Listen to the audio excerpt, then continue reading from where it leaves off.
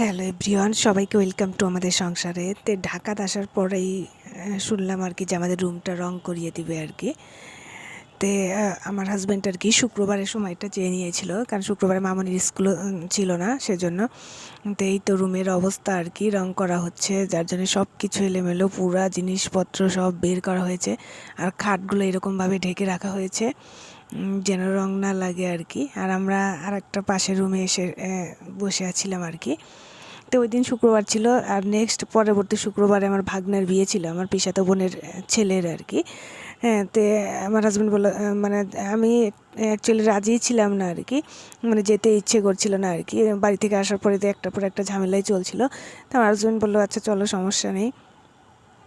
বিয়ে উপলক্ষে কিন্তু আমরা ওইরকমভাবে কাপড় কিনে নিয়েছিলাম। আমার বোন যে কাপড়টা গিফট করবে সেটা আমিও কিনেছিলাম। বিয়ের দিন সকালে, এরকম শুক্রবার, ওই দিনে আমার বোনের বাসায় গিয়েছিলাম আমরা শুক্রবারে সকালে আর কি। কারণ বোনের যেহেতু বিয়েটা সাভারে ছিল আর কি, বোনের বাসায় থেকে একটু মানে কাছে আর কি। মিনিমাম আমার যেহেতু আমার মানে ঢাকার ভিতরে থেকে যেতে অনেকটাই সময় লাগবে আর কি। আর বোনের বাসা থেকে 1 ঘন্টার মধ্যে পৌঁছে যাব আর কি।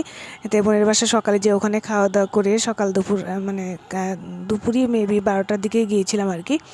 তো ওখানে থেকে চান টান করে খাওয়া দাওয়া করে এরকম রেডি হয়ে আমরা একবার বের হয়ে চলে এসেছি আর কি।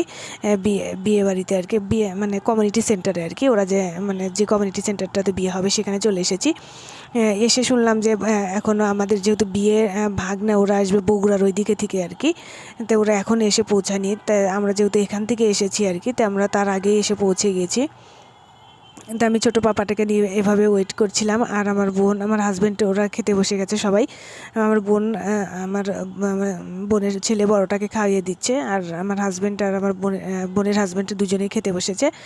আর এদিকে কিন্তু আমার মানে ভাগ্নে এসেছে আর কি। তাই আমাদের এখন ওদের সাথে দেখা হয়নি, কারণ গেট ধরেছে সবাই, ওখানে সবাই ওয়েট করছিল। তা আসার পরে আমার মা, আমার বাবাও কিন্তু চলে এসেছে।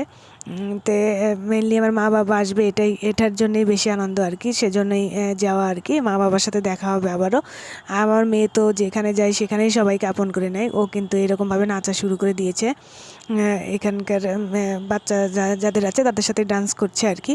আর আমার ভাগ্নের সাথে আমরা কিছু সময় একটু ফটোশ্যুট করেছি আর কি। আমার যেহেতু হচ্ছে মানে আমার অনেক পরিচিত লোকজন আর কি, ভাগ্নের বিয়েতে অনেক দিন পর সব বৌদি, পিসাতো বোন, ভাই, সব মানে ভাস্তি, সবার সাথে দেখা হবে আর কি। এটাই বেশি আনন্দের ছিল আর কি। মেনলি মানে যাওয়ার পরে এই ব্যাপারটাই বেশি ছিল। তো আমরা কিন্তু এরকমভাবে তখন বসে, মা বাবা সবাই আসার পরে সবার সাথে বসে খাওয়া দাওয়া করে নিয়ে আমরা এখানে বসে বিয়ে দেখছি। আর তারপরে মানে আমার জামাইবাবু আর কি, বোনের যে হাজব্যান্ড আর কি, মানে পাত্রের যে বাবা, সে বলল চলো আমার ছেলের বউয়ের সাথে পরিচয় করে দিই। যেহেতু আমরা মাসি শাশুড়ি হচ্ছি, আমরা মানে আমাদের ভাগ্না বউ আর কি, তার সাথে পরিচয় করিয়ে দিল, এবং আমরা ওখানে ছবি উঠলাম সবাই মিলে। আমার বোন, আমরা সবাই মিলে ছবি উঠলাম। আর এদিকে কিন্তু বিয়ের কাজ চলছে। আর যেহেতু পাত্র এসেইছে প্রায় রাত 10:30টার দিকে আর কি, তারপরে এসে খাওয়া দাওয়া শেষে যে বিয়ে শুরু হতে হতে প্রায় 12টা। লগ্ন কয়টা ছিল সঠিক মনে নেই আমার, যদিও তো এরকম 12টার দিকে, প্রায় 12টা 1টার দিকে প্রায় বিয়ে শুরু হলো আর কি। বাসি মানে সাজু বিয়ে, বাসি বিয়ে হবে তারপরে আর কি। তো এটা কিন্তু বিয়ের 7 পাকের মুহূর্তটা আর কি, 7 পাকের মুহূর্তটা চলছে আর কি এখানে। আর পাত্রীকে যেহেতু পিড়িতে করে নিয়ে এসেছে, তাই আমার ভাস্তি জামাই যারা ছিল আর কি, আমার ভাগ্নেকেও কিন্তু পিড়িতে তুলবে আর কি। তো এরকম বলছে। তো আমার ভাগ্নে না করছিল আর কি, যে পিড়িতে উঠবে না আর কি।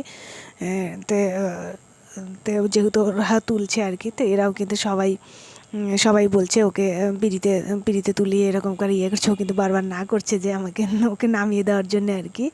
মানে অ্যাকচুয়ালি পিড়িতে তুলে এটা কিন্তু একটু রিস্কই হয়ে যায় আর কি, যদি পড়ে যায় এরকম আর কি।